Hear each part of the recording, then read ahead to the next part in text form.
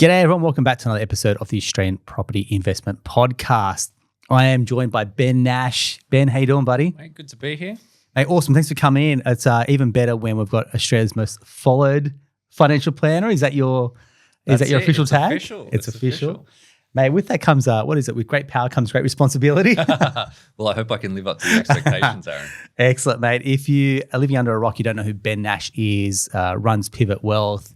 Third book is now out. Now, this is not going to be an infomercial about your book, but there's a lot of stuff that I want to cover off. And, mate, when you've got Grant Hackett, Victoria Devine kind of singing your praises, mate, I know you're a little bit humble like that, but it says a lot about kind of where you come in your journey as a planner, business owner, author.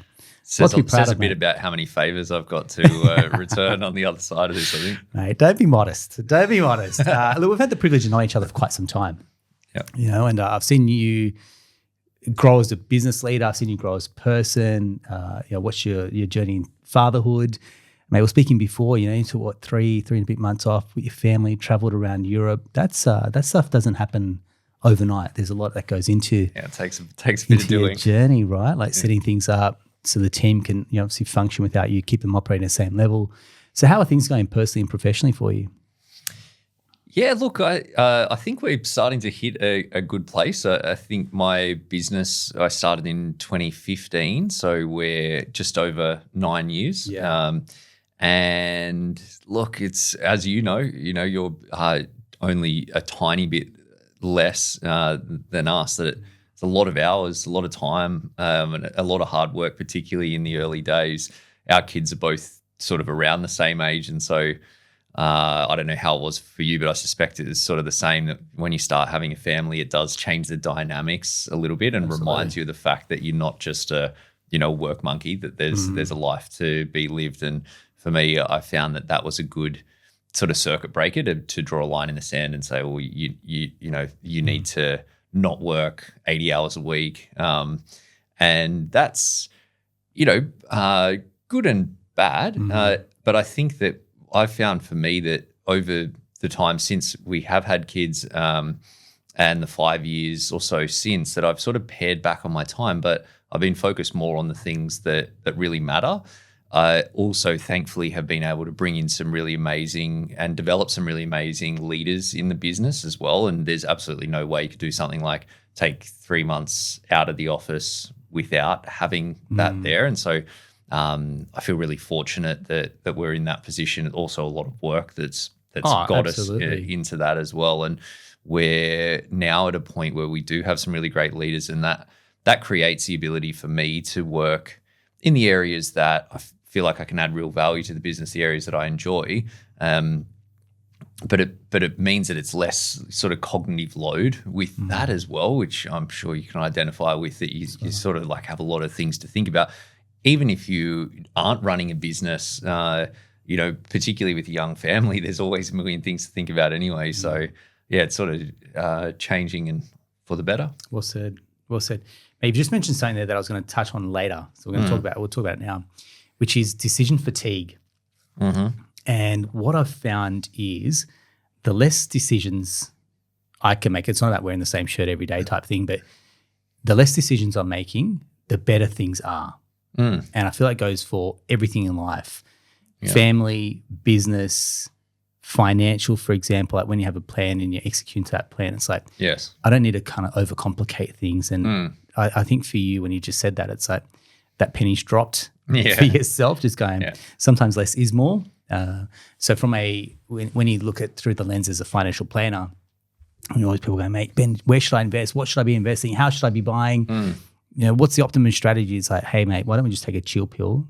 Kind of less is more. Less is more when it comes to financial planning, which almost flies in the face of like planners and loving complexity and making things overly complicated for the sake of it. Yes. Right? Whereas I feel like what you've done, particularly with your books, is it's fairly simple what we need to do here. Spend less, save more, invest better. Yeah. And the outcome kind of takes care of itself. 100%. And I think that's why, though, sometimes that people don't engage as much as they should with their money, because maybe it's the fault of finance people or the information online for making it seem like it needs to be really complicated. But it really doesn't. And I think sometimes when people think about, I want to do everything I can with my money or everything I can with investing, they think that means that it needs to be super complicated and super involved, but it absolutely doesn't. And so when I wrote my first book, I started doing a lot of research into the behavioral finance and the psychology side of things, and found that, willpower depletion, decision fatigue, and those sorts of factors that come in. And so we have built all of the approach that we advocate with our clients, and for me with my own personal finances, to do exactly that, to try and systemize your success. That's something I talk about a lot through Virgin Millionaire as well.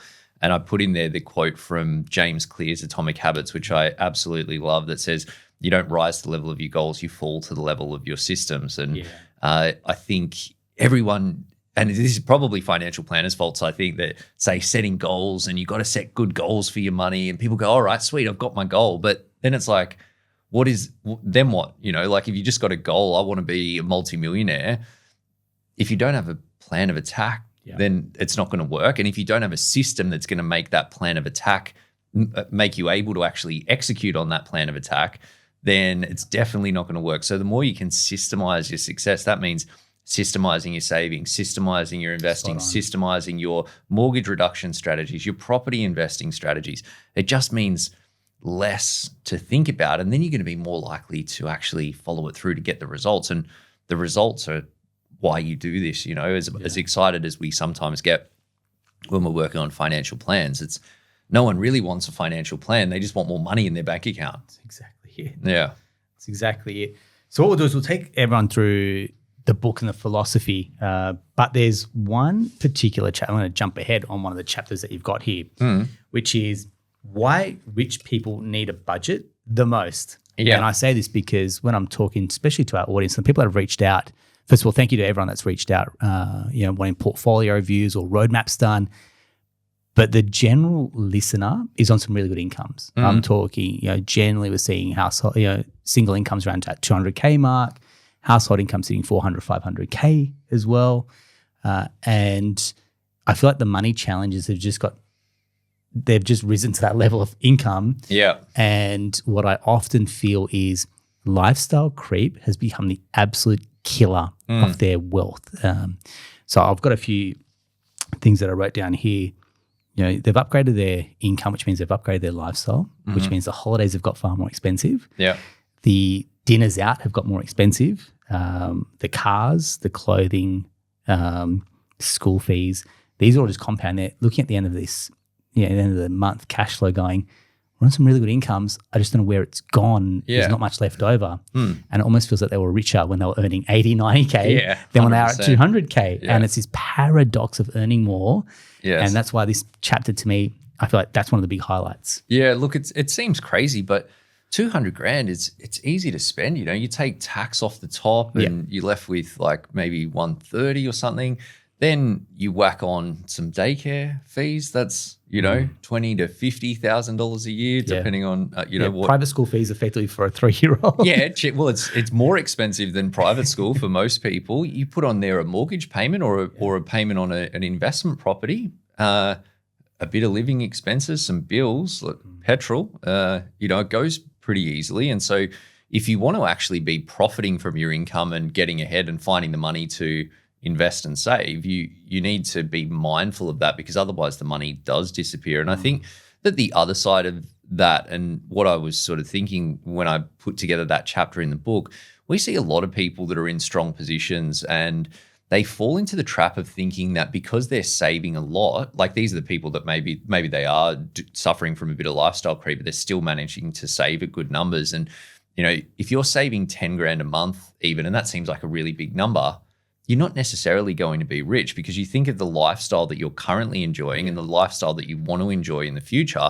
and the price of a property that you want to live in and how much work it takes to actually become debt-free on that property. It's like what financial freedom is different for everybody, but ultimately what it really is for pretty much everyone is that you own your dream home without a mortgage, and that you've got enough investment income to live your ideal lifestyle without you having to work, without you being forced to work. So you work if you choose to, but not because you have to. And when it comes to money, there's this thing called the 5% rule, which says that you can draw 5% from a pool of investments without eating into capital, like 5% as an income. So that means if you've got $1 million invested, you should be able to structure it to give you an income of about $50,000 a year. Yeah. Now, in Australia, the average income is $100,000. Yeah. Right? Which is pretty good as an average income, right? It is. Globally. It's solid. Although, if you're $100,000 and trying to get ahead in Sydney, you're probably struggling. But if you wanted to replace $100,000, so replace the average income in Australia, you'd need to have about $2 million in net investments with after debt, right? Then we've got the median house price. Depends on where you live, but across the country, it's just under $1 million. In Sydney, it's a bit over 1.3 mil. So you're basically looking at 2 mil to replace the average income, 1 mil to replace the average property. That means you need $3 million right now today to have an average property and an average income. And anyone that's saving 10 grand a month, I can guarantee you that they do not want to have an average income and they do not want to live in an average property in the future. So that means, and this is the premise for the book, that you're probably going to need to be a multi-millionaire several times over. And that takes a fair bit of work to get there. Now, it definitely can be achieved with the right approach, but just saving 10 grand a month, if you're not doing something smart with it, or even if you are, may not be enough to get you exactly where you want to be, exactly when you want to be there. So that's why it's like the budget and why rich people need it the most is, firstly, clear feedback loop. Part of it is saving more, but a bigger part of it is knowing your numbers so that you know, well, what is the trajectory that you're on with your money? And then is your plan actually working? Because we're going to assume that you want to put some steps in place to get you from where you are to where you want to be. Yeah. The feedback loop is how your money is actually working. And that's what a budget and a saving system will give you that. Not to say that you need to pinch pennies, but it allows you to make better decisions, to make fewer decisions, to your previous point, and then to know if you're on track. Yeah. Yeah, thanks. Yeah, I feel like the more people have earned, and it's a real privilege to earn some solid incomes, where you're amongst Australia's top income earners.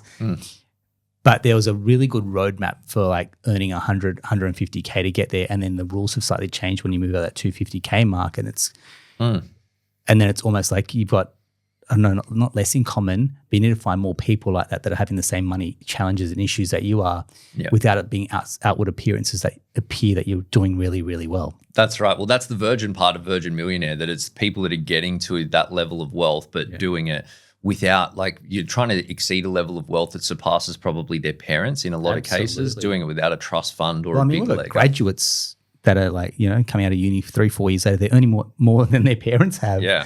Because they've fallen into a tech startup or a sales role. Now they're earning some serious income, and they don't know how to navigate that income. Yeah, well, when property prices were like 2 to 3 times the average income, following a strategy of buy a house, pay it off, save money, go down the South Coast every year for a Christmas holiday, like that could work. That could actually work for people. But today that will not work. You're not going to get rich saving money in a bank account. Your cash savings is going backwards after inflation. So if you want to create, a decent lifestyle and freedom for the future, you need to be pretty smart. You need to be pretty tactical, and you need to be on point with this stuff. Yeah, great.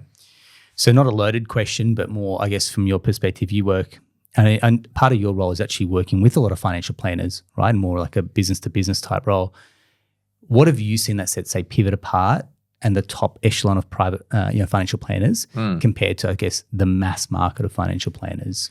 Well, I think it's sort of to what we were talking about before, that people don't necessarily want a financial plan. They want more money in their bank account. And so I think what we do, and it takes a fair bit of effort to do this, but is to be less focused on the plan and more focused on how we're getting the results. So what are we systemizing? What are the structures that we're putting in place? How are we going to measure it? How are we going to be duly accountable? We keep our clients accountable, but we're also accountable. And that, it sort of ratchets up the focus, I suppose, on what goes into a plan in the first place, because and I'm sure you've seen it with your clients as well, that you have a chat and let's say I'm thinking about doing X, Y, Z or whatever. And you start to get a sense of their position and ask them some questions and think, oh, how much do you think you could save? Oh, I think I could save $1,000 a month, $2,000 a month, $5,000 a month, whatever the number is. Yeah. And it's always a nice round number with a whole bunch of zeros on the end of it,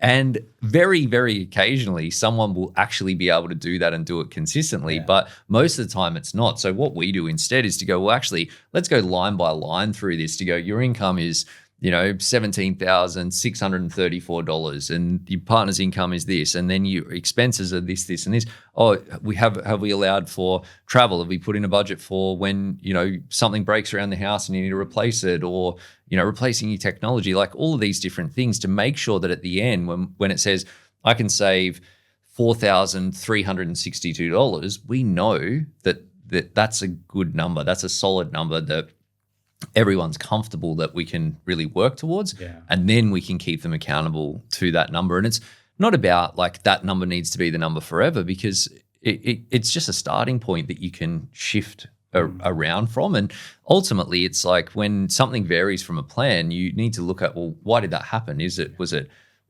behavior? Was it something out of our control? Was it the plan itself? And if so, do we change anything, or do we change the behavior? Right. Yeah.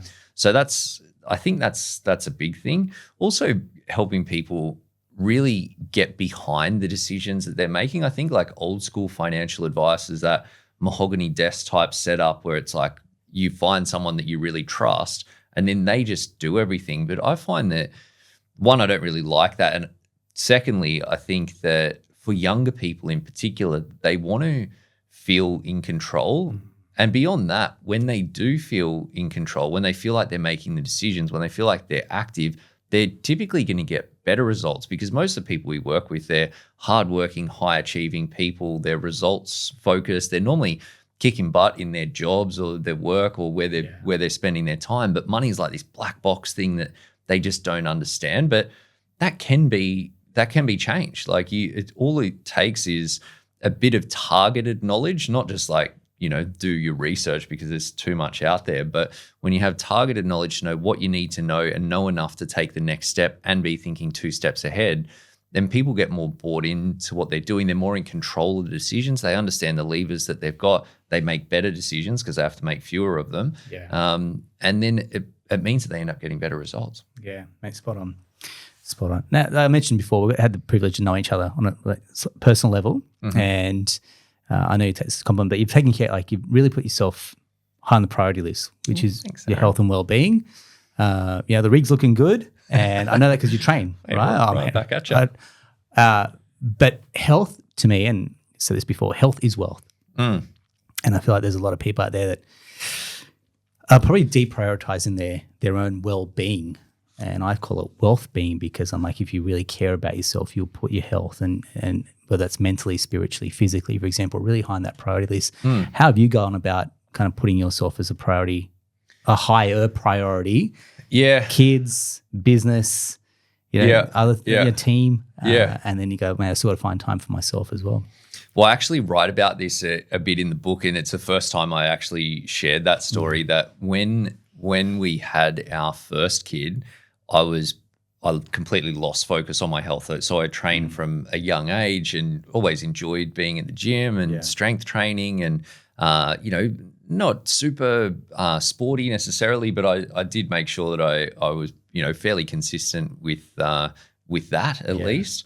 And when my wife and I had our first child, that was in 2019, and then COVID hit in 2020, and then I was running a business at that time. There was a lot, trying to deal with a newborn. Then my wife got pregnant shortly after. Wasn't 100% planned, so that was like another dimension.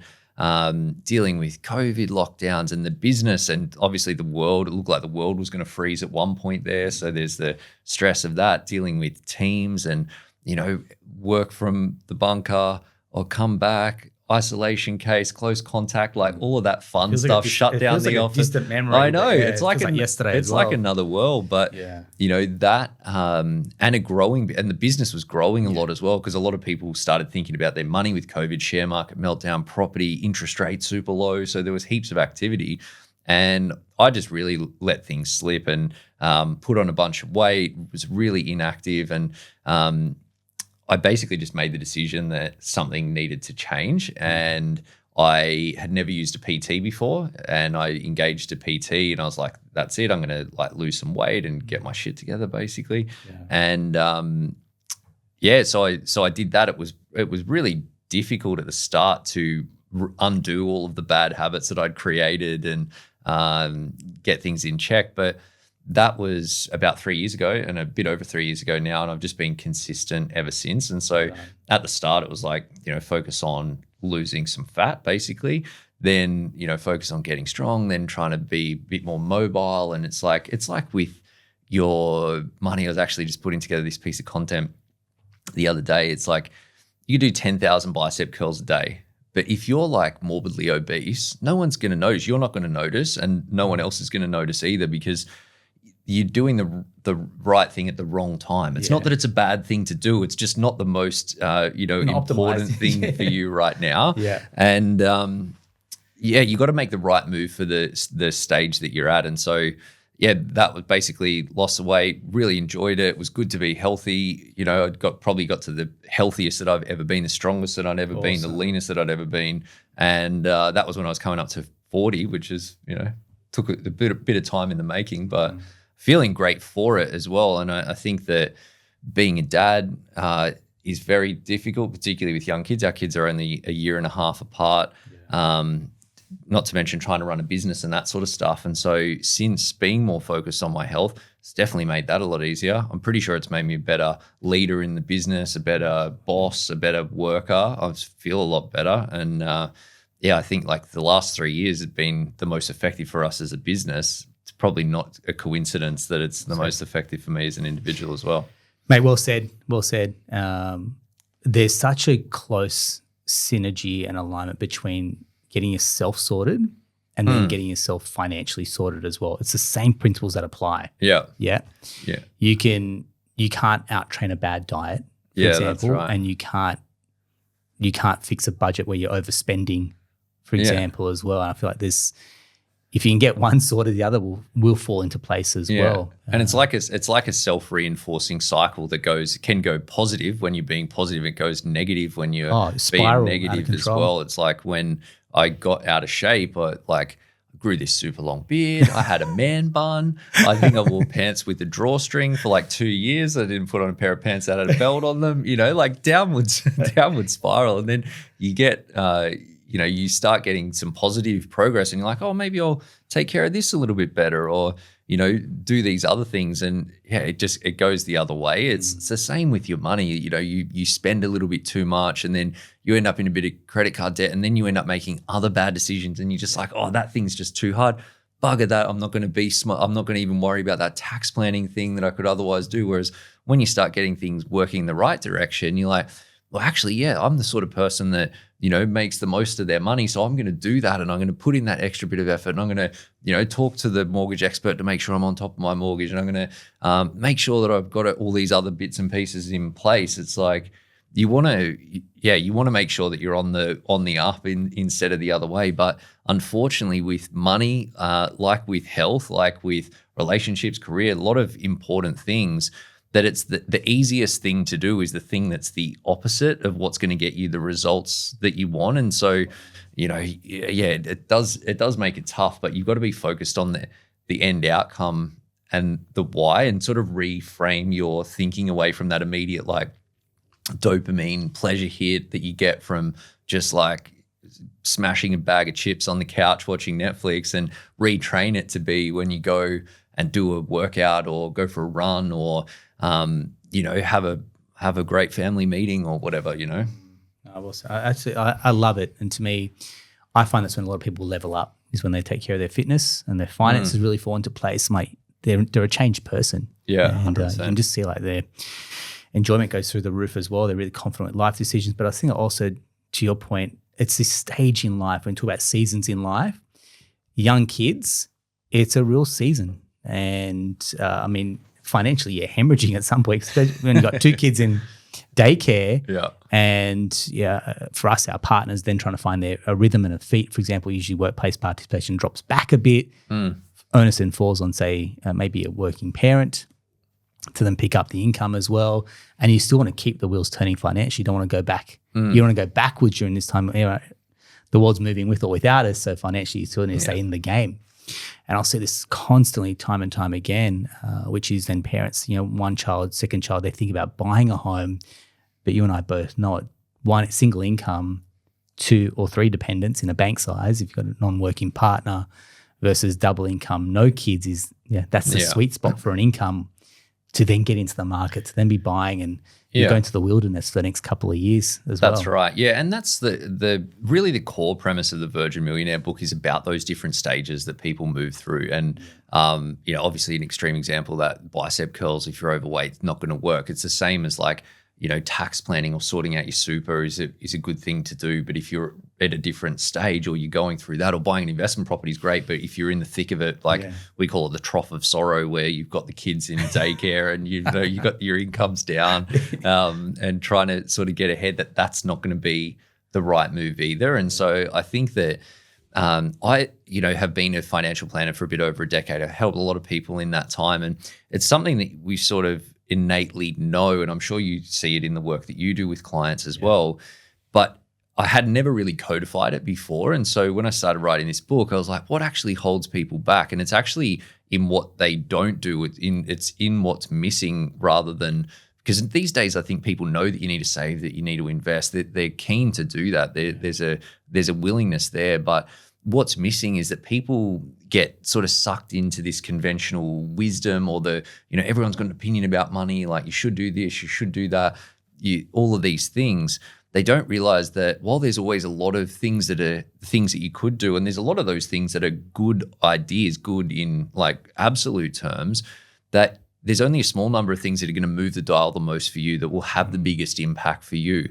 And understanding what those are and being focused on them at the right time is going to allow you to level up through the stages. You've just mentioned a perfect example there, that it's like, if you want to get ahead with your money and you're thinking about starting a family. Now, I love family. I reckon family comes first. And, sometimes you go, well, I'm not going to say no to that to do these other things. But for a lot of people, you might go, well, actually, we're keen to start a family and we want to do it in this sort of time frame.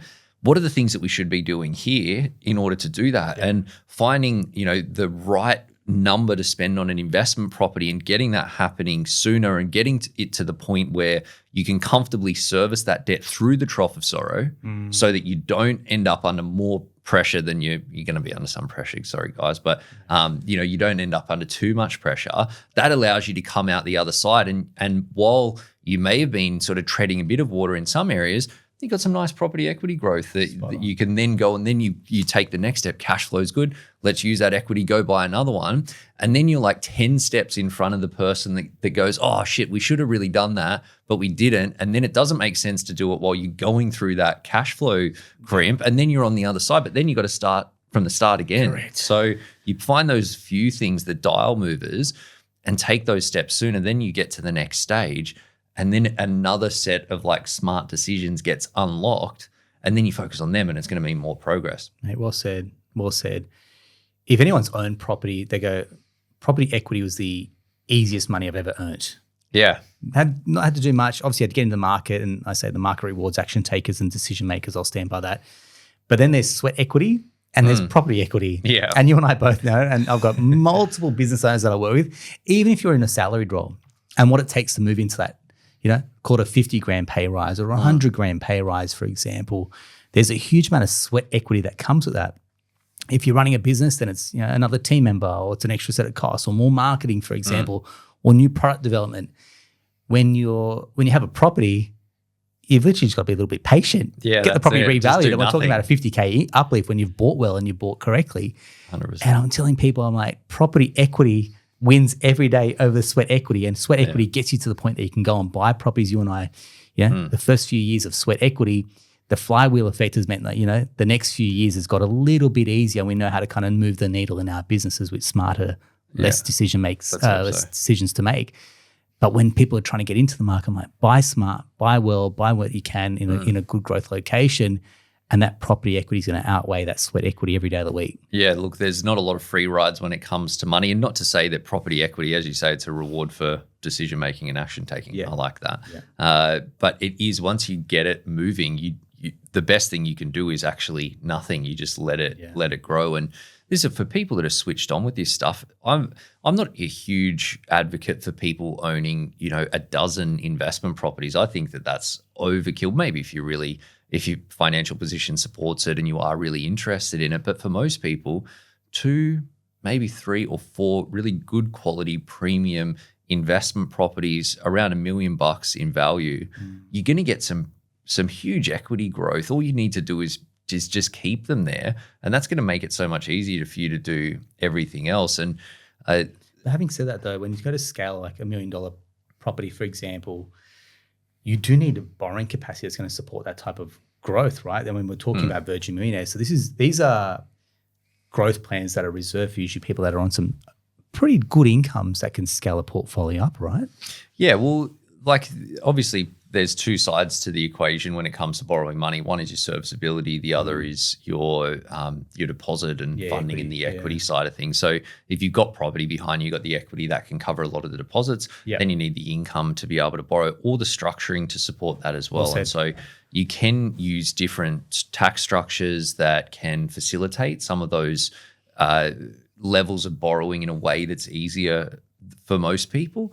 But it does require some good advice and strategic planning at the start, because when it comes to property, it's like you only really get one shot at it. And we, for anyone that's got goals like that, like a lot of times that they don't realize what their limitations are until they get to the point where it's like they've capped out at servicing, and then they've probably come to you and go, well, what can I do? I can't do what it is that I want to do. And they don't realize that if they would have been a bit more strategic earlier on, that they may have had more options that are available to them. And that's why I think it's important that you know what your next step is. You got to be focused on that step, but you always want to be thinking 2 steps ahead, or make sure that you've got, one of the things I talk about in the book, that you got the right dream team around you. You got the broker, you got the advisor, you got the tax planner, the accountant, because they're going to know the things to look out for. So if we see someone comes to us and they're in a strong position and they seem like they've got big goals and something like that might be on the radar,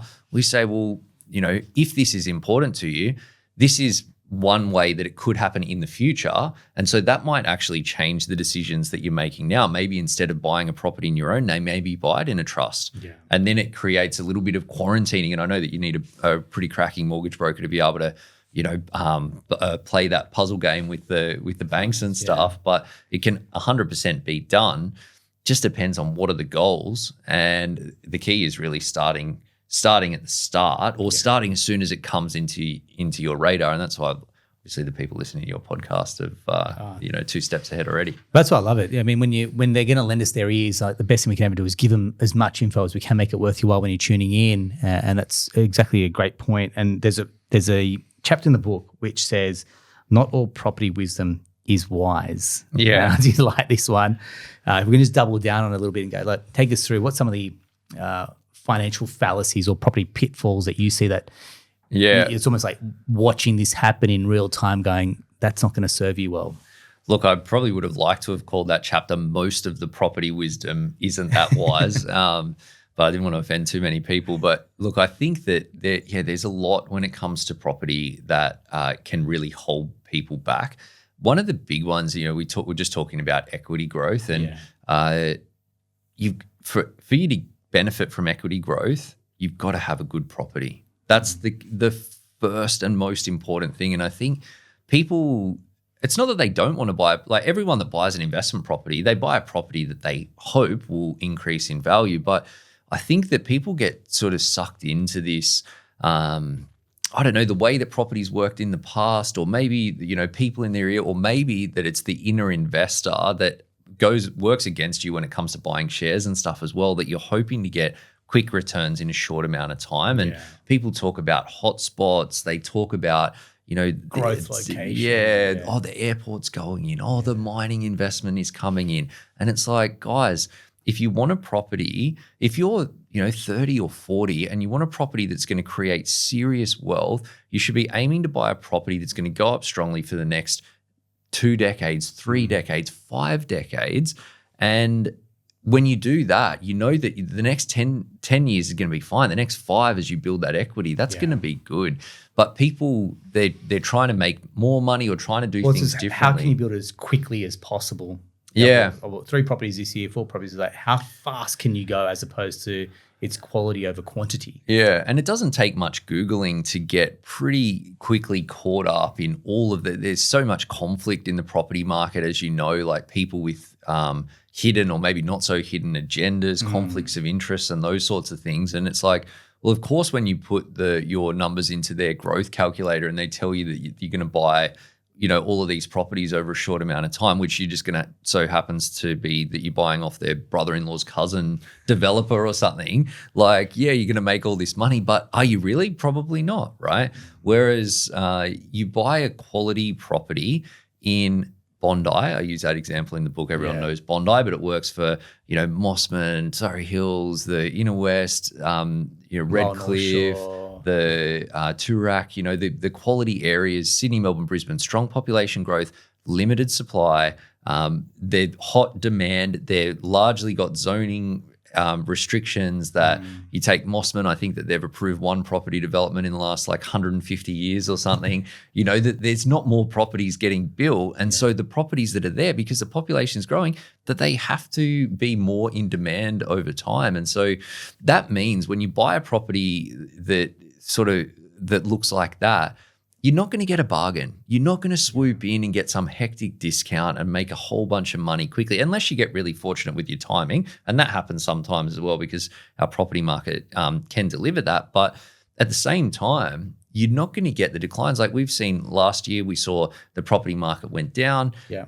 You saw the premium locations went down by a lot less and they bounced back a lot more and a lot faster. And then they're now way better, where you've got people in these more in the growth areas and they're like, not growing. They're going backwards. So I think choosing a quality property, avoiding that noise, not thinking that you're going to go in and make quick money, that goes a long way. Yeah. The other side, and it's sort of related, but is this positive gearing property thing as well, like this noise that's out there online. And yeah, and I think that's largely fueled by the fact that that's the only way to really ramp up serviceability. If your income's, you've seen income, they call it growth. There's no growth in it. So income stagnation, for example. So the only way really to move the needle on borrowing capacity is higher yielding / positively geared investment properties, right? Yes, but how much does that really, like when you throw a property into the mix, and even when the yield is positive, the banks are shaving the servicing. Yep. You've already consumed a bunch of your servicing on buying the property in the first place. So it's like you'd actually probably be better off finding a way to just have a quality negatively geared property, and you need less of them and less borrowing to get more growth. But you have the same people that we've been talking about, good incomes, strong surplus cash flow, and all of a sudden they're buying an investment property that's giving them $100 a week positive cash flow, but they've just compromised on the growth that they're going to get over the decades ahead. And so, we're seeing at the moment, Perth and Adelaide have been kicking off in terms of the growth on that market. And you look at the growth rates over the last few years, and a lot of them are upwards of 10%. And that's like people are making money there for sure. Absolutely. But I looked the other day at the 30-year growth rate, and there's a bunch of areas in WA and South Australia that have growth rates above 10% a year over the last 3 years, and have growth rates below 1% per annum over the last 30 years.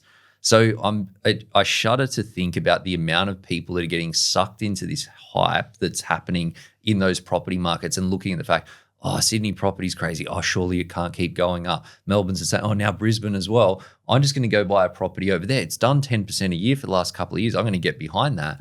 But I don't think that that's going to be sustainable, because they just don't have the fundamentals in the market. They've got tons of supply and they've got limited demand, because the population is not growing by anywhere near the rate that you're seeing on the eastern states. And I think people often don't realize that most of the time, not all, but most of the time, the balance between your growth and your income return, you're sort of swapping one for the other. And so the premium blue chip properties in the eastern states, you do compromise a bit on your income, but you make it up in terms of growth. On the other side of the equation, you've got a little bit more income, but you got a lot less growth. And if you don't have equity growing and you've used up all your borrowing capacity on a property that's not growing, but maybe throwing you off a very, very low cash flow return, it's not going to get you wealthy.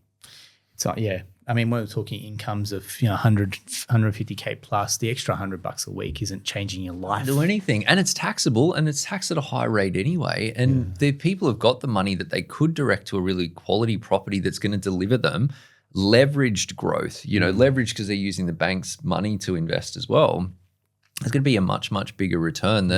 The Sydney markets over the last, I looked at 10 years, Sydney, Melbourne, Brisbane, 6.7% per year. Adelaide and Perth is like 4%. And so on a $1 million property, you're talking about $20,000+ difference every single year. Yeah. Compounding though.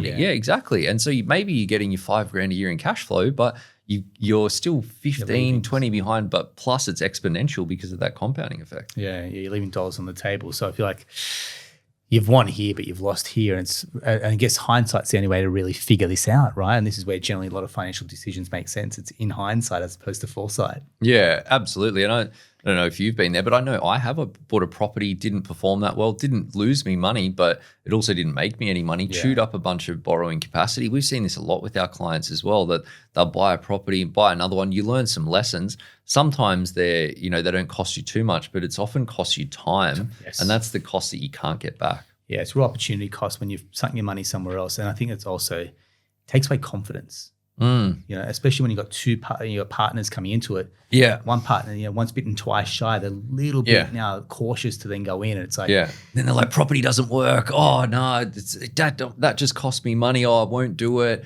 And then they're waiting. And then it's like another good opportunity for buying property comes up. Oh, no, that doesn't work. Then all of a sudden you've seen another like mini boom or a full blown boom. And then they're like, shit, I missed out on that. Could have made all that money there. So yeah, it's hard to avoid if you've been in that position, but know that it's not about property. You got to have the right property.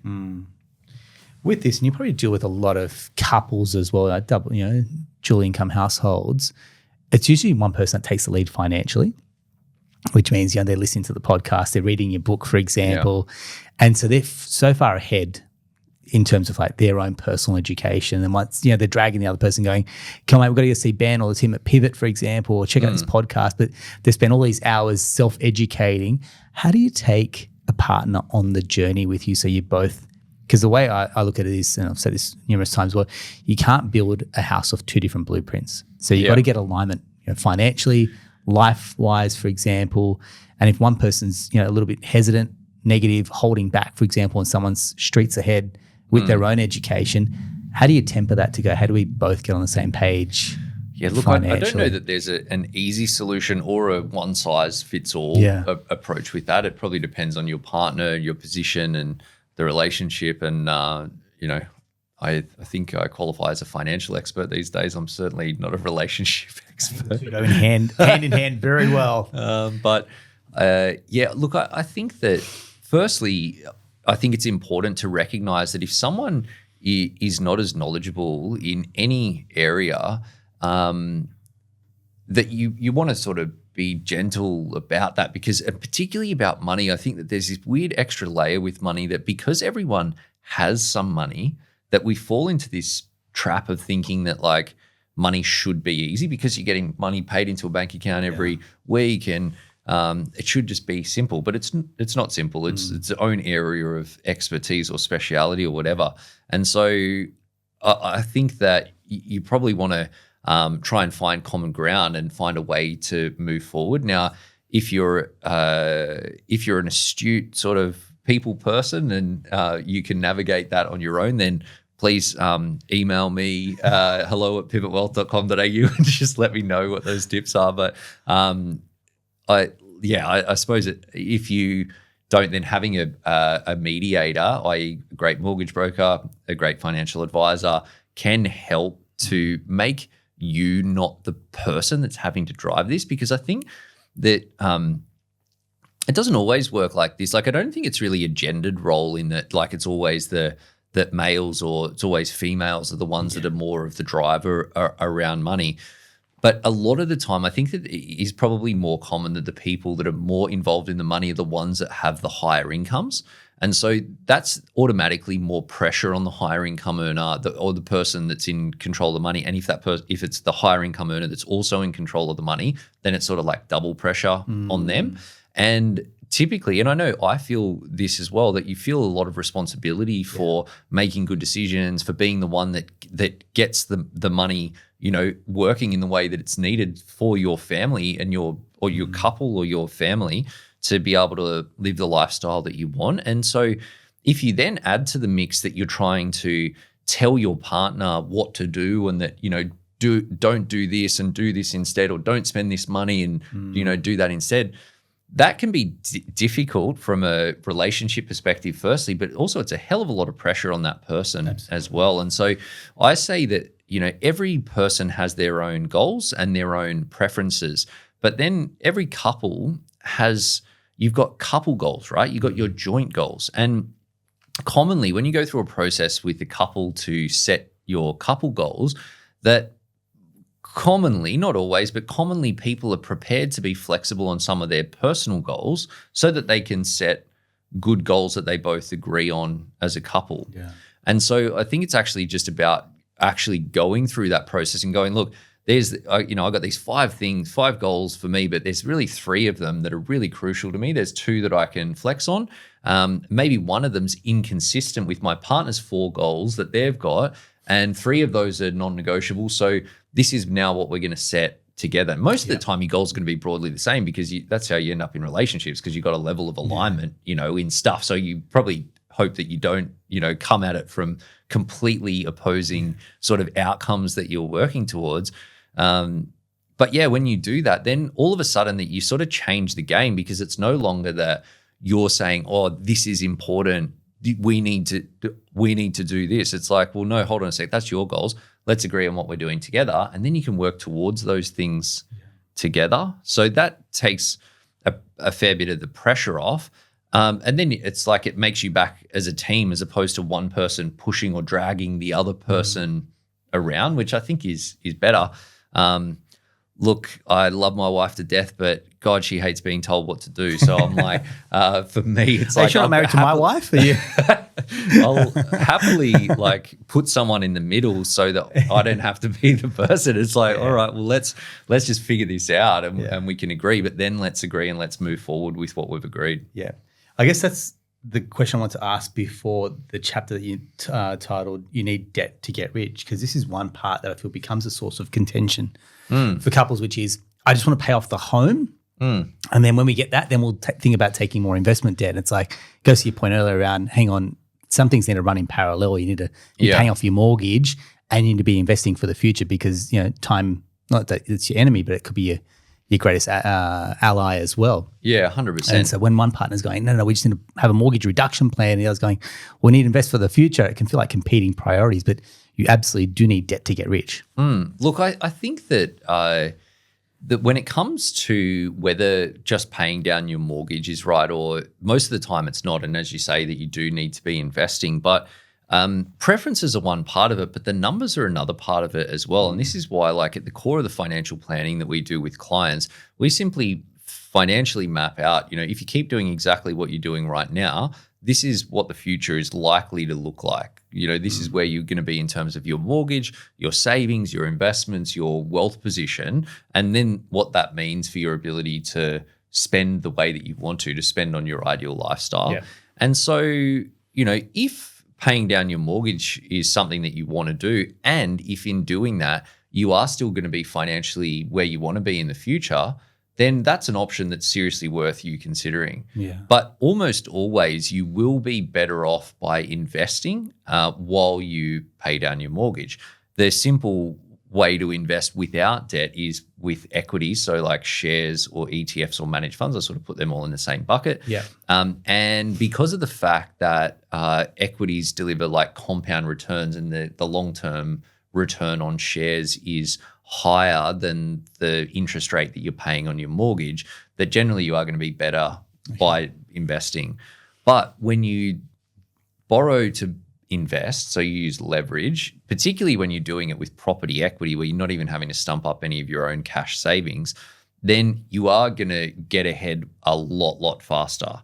The downside is that it comes with a cash flow cost. I already went on the rant about premium properties and how it is going to cost you money. You're not going to get a positively geared property, particularly when you're borrowing against equity to fund the full purchase price plus your costs. And so that has an impact on your risk levels. It has an impact on your cash flow, and therefore it has an impact on your lifestyle as well.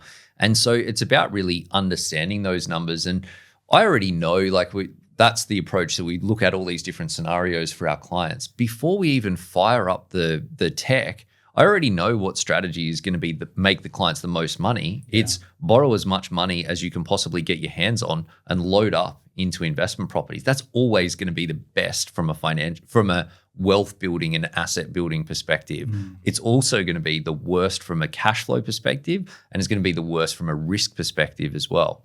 But no debt is lazy. It's a little bit lazy, and it's probably not going to get you to where you want to be. And so if maximum debt is too much and bad, and no debt is bad, what that means is that, and I talk about this in the book, that for every person, if you can find that sweet spot, a debt that gets you to where you want to be, but that you're comfortable with, that is going to get you maximum progress, but without any more stress than it needs to be. And so the numbers, I think you can let the numbers show you what's possible. And then all of a sudden you're not, because everyone wants what they want. And then the numbers say something as well. And your wants are important, but they're not the only important thing. The numbers are important, but they're not the only important thing. The right thing is the balance between the two. Nicely said. Yeah, I usually say to people, I'm like, there's a sleep at night factor. You sort of find what that is. And particularly as a couple, 100%. The last thing you want is, I guess, money to get in the way of a healthy, stable relationship. Now, there's always some friction at some point. You push through that.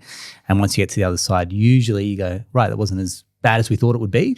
Yeah. And you got to be at some point happy that you've taken some action and made some decisions along the way. Yeah. And look, and I think if you're particularly debt averse, then just start a little bit smaller. Then that means that it's because you'll typically get more comfortable with it when you've got more exposure to it. Once you see it, you see that it's working. Get a bit of success with the property being revalued, or 12 months later, you're like, oh, it's not too bad. Then maybe you buy a $600,000 investment property instead of an $800,000 or an $800,000 instead of $1 million one. And you start there, you get a bit comfortable, you build your understanding, you build your comfort levels, and then you can follow the bouncing ball from there. Yeah, beautiful. Hey, mate, I jumped on a plane recently, saw this bad boy at the airport. I want to say congratulations. So I'm holding a copy of Ben's new book, Virgin Millionaire, which is your third book. So you've been a busy boy.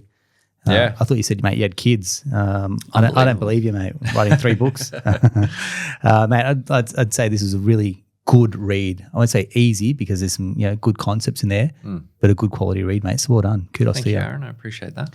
So what we'll do is I'm going to put you on the spot here. Is what we might do is give away a couple copies of your book. Okay. If that's all right. Yeah. So if you've found this episode helpful, we love when people drop us a DM and saying that, you found this episode helpful. So let us know what you loved about it, and we'll give away a few copies of Ben's new book. And then also I think we might even have a couple of copies of your previous 1 or 2 books. So if we run out of that, we'll make sure there's a few copies there. Awesome. Thank you very much, Ben. And how do people get in touch with yourself and the team at Pivot? So Pivot Wealth website is probably the best way. You can check out a bit more. There's a bunch of resources and stuff on there as well. That's just www.pivotwealth.com.au. Yeah, great. Last question, actually. Someone younger, I'm looking behind the cameras here. We've got Grace. She's probably too shy to put but she's 20-something, mid-20s. Yeah. Maybe not having the financial resources to engage fully with a financial planner. Yeah. How does someone like that enter, say, the Pivot ecosystem, or what's a great way to dip their toe in the water? Well, we've got our own podcast, so it's called Mo Money. You can look it up on all the podcast platforms as well. And so there's a bunch of different topics that we cover on there. Yeah. Also do a heap of content on social. So Pivot Ben on Instagram, Ben Talks Money on TikTok.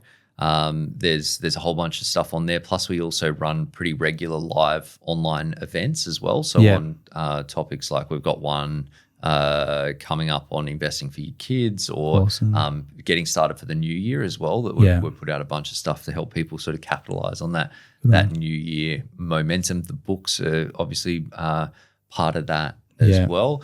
And we do also have a digital accelerator, essentially called the Smart Money Accelerator. So check out all the details on the website for that as well. But it's more like education with coaching, Q&A sessions and those sorts of things to help you save and invest more. But do it without the price tag of like full-blown financial advice. Excellent. Yeah, I feel like the accelerator is probably that little gap there, which is a stepping stone to get into financial planning. It's like if you're a little bit curious, you want to scratch the itch, it's probably a really good place to start. 100%. To then take the leap of faith. Obviously, I'm completely biased, but mate, you are. But I think that's why we bring you in here, mate, because you know what you're doing. So, hey guys, if you loved it, let us know, mate. We love the comments that are coming through. We love the DMs as well.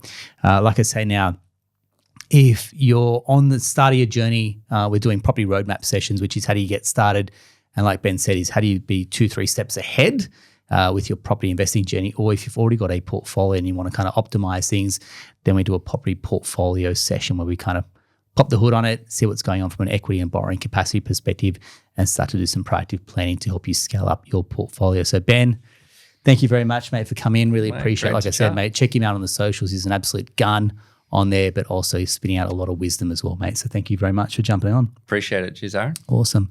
That's a wrap for another episode of the Australian Property Investment Podcast. Thank you very much for tuning in.